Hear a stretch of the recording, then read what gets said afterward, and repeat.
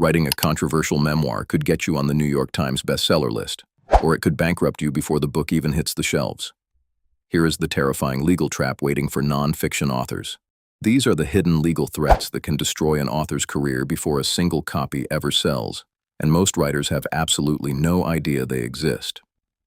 When you think about the journey to a bestseller, you probably imagine late nights at the keyboard, stacks of rejection letters, maybe a triumphant book deal. What you don't picture is a lawsuit, but publishing a book can expose you to copyright infringement claims, defamation suits, privacy violations, and contract traps that can cost you six figures or more, even if you win. Let's start with the one that catches fiction writers completely off guard: defamation in novels. Most people assume that if you write a novel, you're protected because it's fiction, right? Wrong. Back in the 1970s, a psychologist named Dr. Paul Bindram sued an author who had attended his nude therapy sessions and then wrote a novel featuring a character that was clearly based on him. The court ruled in Bindram's favor, saying the only real differences between the fictional character and the real man were physical. Everything else matched perfectly, and fiction didn't protect that author. It happened again in 2009 with the Red Hat Club case. A Georgia court awarded $100,000 to a woman who claimed a character in a best-selling novel was modeled on her. The fictional version was depicted as a sexually promiscuous alcoholic who drank on the job. The real woman said that was defamation, and the court agreed. Here's the part that should genuinely unsettle you. Defamation law doesn't care who you intended to target. It cares about who gets hit. Unintentional defamation is fully actionable. You could base a villain on your college roommate, change the name, change the hair color, and still end up in court if someone recognizable feels they've been portrayed in a false and damaging light. Now, memoir writers might think they're safe because they're telling the truth, but truth comes with its own minefield. In 2005, the Turcotte family sued Augusten Burroughs and his publisher St. Martin's Press over the best-selling memoir Running with Scissors. They alleged defamation and invasion of privacy, claiming they were the basis for the Finch family portrayed in the book. Even when you're writing your own lived experience, the people in your story have legal rights. Sometimes privacy law kills a book before it ever reaches a shelf. There's a devastating example from the UK where a British Asian woman wrote a memoir about being forced into an arranged marriage and suffering abuse from her husband and mother-in-law. The husband had actually been convicted of assault, so libel wasn't the issue. What killed the book was the mother-in-law's right to privacy. Despite being complicit in abusive behavior, she had a legal right to privacy that the courts might have upheld. Agents got the author representation, but no publisher would take the risk. There is one dark loophole worth knowing, though. The dead cannot be defamed. Under U.S. libel law, they make terrible plaintiffs but excellent subjects for writers with scores to settle. Now let's talk about a threat that's reshaping the entire publishing landscape right now: copyright and artificial intelligence. In August 2024, authors Andrea Bartz, Charles Graeber, and Kirk Wallace Johnson filed a class-action lawsuit against Anthropic that ultimately grew to include nearly 500,000 authors.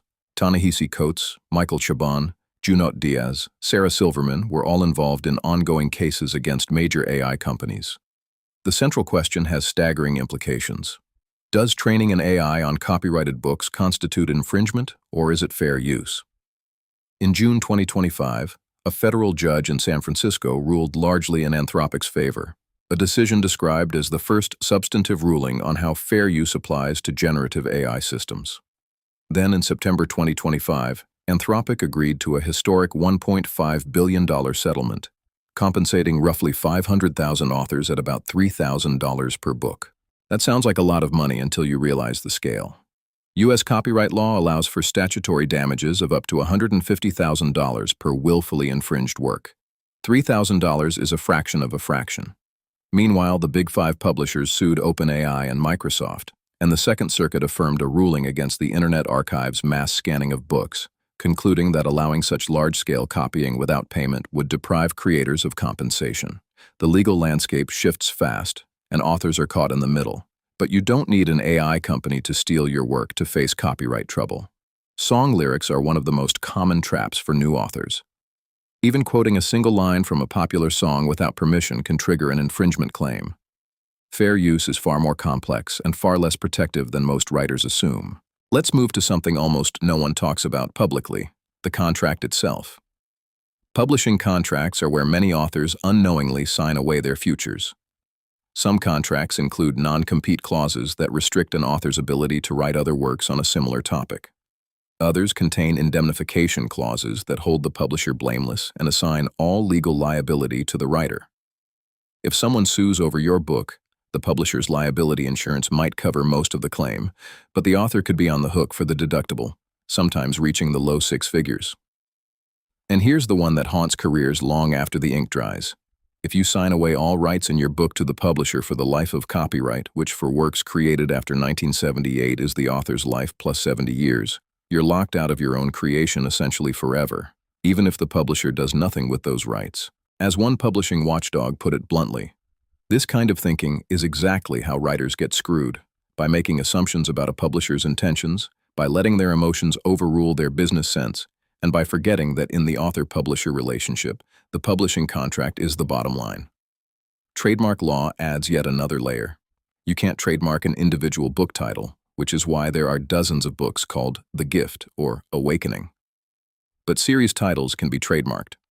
And in 2018, the romance writing community exploded when one author managed to trademark the word cocky for her book series and started pressuring Amazon to remove other authors' books. It became known as Cockygate, and it demonstrated how trademark law can be weaponized. Even your title choice isn't safe. Using Rent as a book title could trigger trademark infringement because of the famous musical. Trade dress, logos, cover designs are all potential legal flashpoints.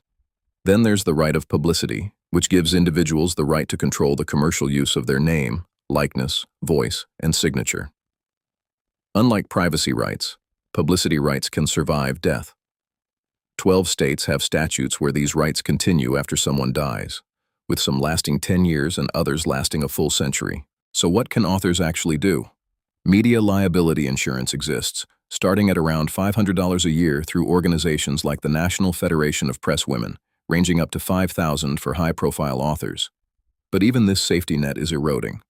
Insurance providers are pulling out of the market because litigation costs have skyrocketed, even for baseless claims.